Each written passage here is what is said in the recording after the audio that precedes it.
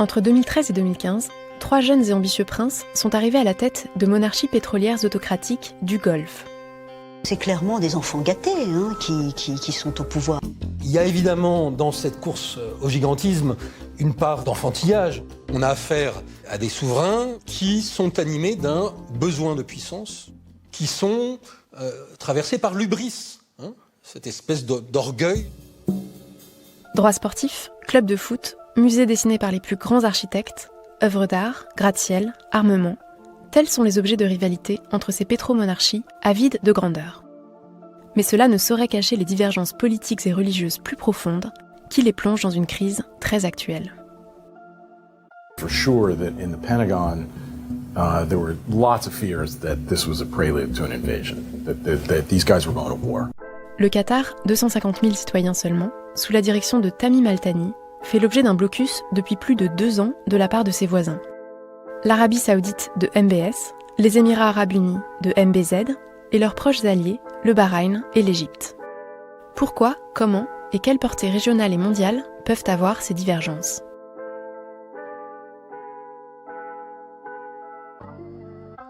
Le plus jeune prince, c'est Mohammed Ben Salman, dit MBS, né en 1985. Il accède au pouvoir en 2015.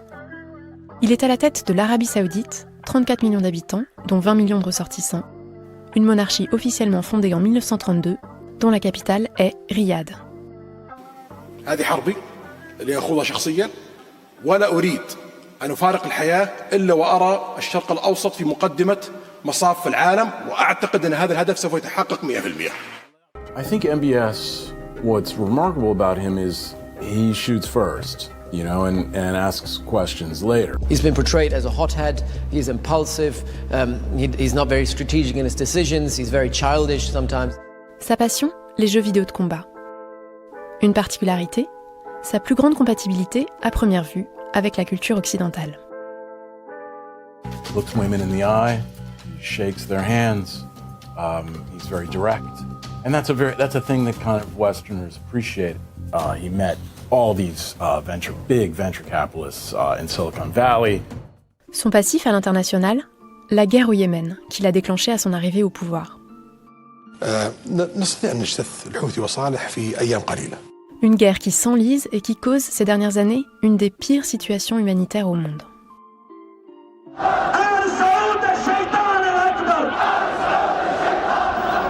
C'est inextricable quand même, c'est un bourbier, c'est un peu le Vietnam des Saoudiens. Pas des moindres non plus, l'assassinat en octobre 2018 à Istanbul, dans le consulat du royaume saoudien, du journaliste saoudien, chroniqueur au Washington Post, dissident et exilé aux États-Unis, Jamal Khashoggi. Depuis cet assassinat, un procès a eu lieu. 5 Saoudiens ont été condamnés à mort pour ce meurtre, 3 sont emprisonnés. Mais la CIA soupçonne toujours MBS d'en être le commanditaire.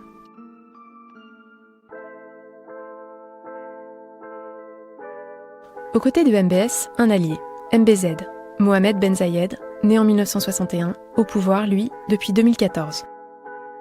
Il est aux commandes des Émirats Arabes Unis, un État fédéral, un pouvoir héréditaire aussi, qui existe depuis 1971 et dont la capitale est Abu Dhabi. Les Émirats Arabes Unis comptent 10 millions d'habitants, dont 12% de nationaux seulement. Il réfléchit en militaire et il va faire de l'armée le moteur de son ascension. Aux Émirats, on compte un char de combat pour 2100 personnes. En France, on a un char de combat pour 250 000 personnes. MBZ inspire MBS dans son projet de modernisation autocratique. Ils ont une relation d'oncle et neveu, disent certains. MBS peut compter sur MBZ et sa puissance militaire, pour la guerre au Yémen d'ailleurs. Ensemble, ils se veulent les alliés de l'Occident contre la montée de l'islamisme. De quoi les différencier du Qatar ?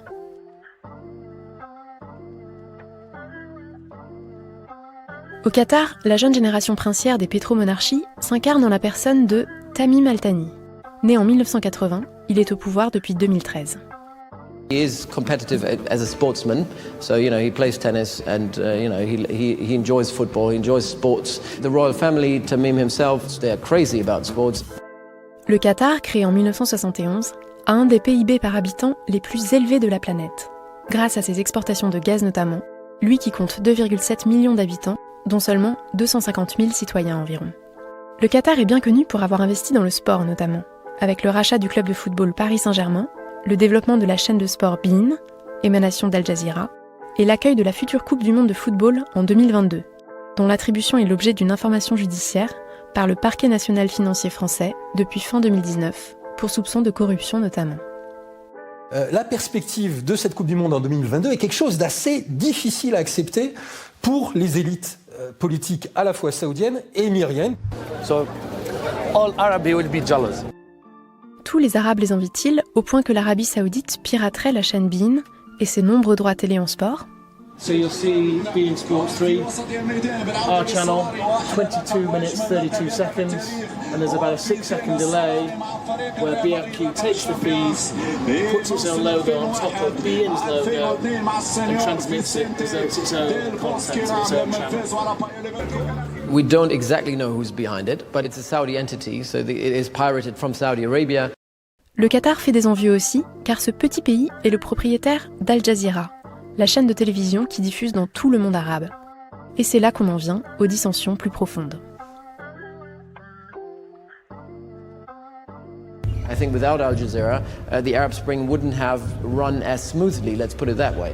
Al Jazeera is an entity that is obviously state-owned. It was set up in 1996 as part of a vision of the older emir to somewhat liberalize civil society in the Arab world. It was all about, allowing people to speak up against authoritarian oppression, for example, across the region. Al Jazeera was obviously giving a voice to anyone. Le vrai point de rupture dans la région, ça a été les printemps arabes. I think for the Gulf monarchies, certainly for MBS and for MBZ, they're horrified by the Arab Spring. It's like, man, they're coming for us, and we gotta react. The Emir of Qatar and the royal family there, their reaction to the Arab Spring is very different. In some ways, it's like more sophisticated.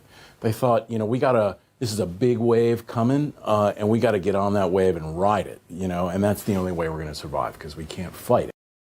La différence fondamentale d'approche de ces monarchies, pendant et depuis le printemps arabe, s'est ainsi trouvée dans le fait que l'Arabie saoudite et les Émirats arabes unis ont soutenu les militaires, en Égypte notamment, tandis que le Qatar a, lui, plutôt penché du côté des frères musulmans. Et c'est comme ça que les clivages se sont exacerbés au sein de la péninsule. La situation très tendue a mené au blocus diplomatique et économique décrété en juin 2017 par l'Arabie saoudite, les Émirats arabes unis, le Bahreïn et l'Égypte, à l'encontre du Qatar. Ce blocus a été déclenché par une fausse dépêche, supposée être qatari, qui disait que le Qatar soutenait l'Iran. Or l'Iran est chiite et non sunnite, comme la majorité des habitants des pays du Golfe. Et l'Iran est le grand rival de l'Arabie saoudite et ses alliés. Le Qatar se doit, lui, de s'entendre avec l'Iran, avec qui il partage un gisement sous-marin de gaz. Trump appuie d'abord fortement le quartet autour de l'Arabie saoudite qui était prête à envahir le Qatar. Puis, il est informé du fait que la plus grande base américaine militaire dans la région se trouve au Qatar. Lui qui pensait qu'elle se trouvait aux Émirats arabes unis. Les Américains font alors baisser les tensions. And so everybody got on the hotline and started calling the princes and saying gotta take it down. Depuis peu, on observe quelques tentatives de dégel dans le Golfe, mais la situation reste très tendue.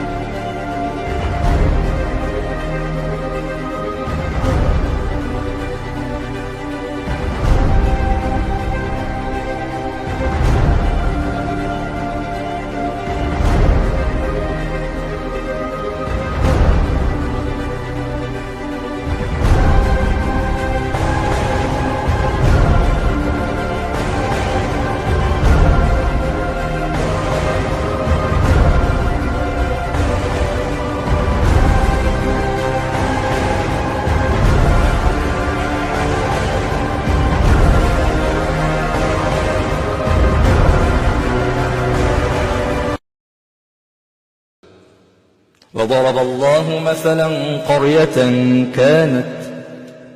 كانت آمنة مطمئنة يأتيها رزقها رغدا من كل مكان فكفرت بأنعم الله والله فكفرت بأنعم الله. ما الذي حدث بعد ذلك؟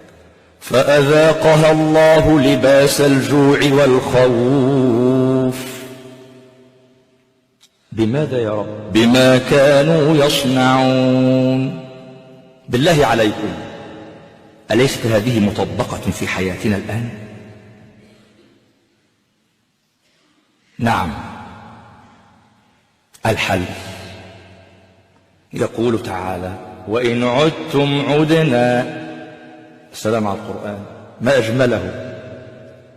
سورة الإسراء: وإن عدتم إلينا باتباع أوامرنا وانتهاء نواهينا عدنا إليكم بالخير والرزق والتمكين إلى آخر الخيرات.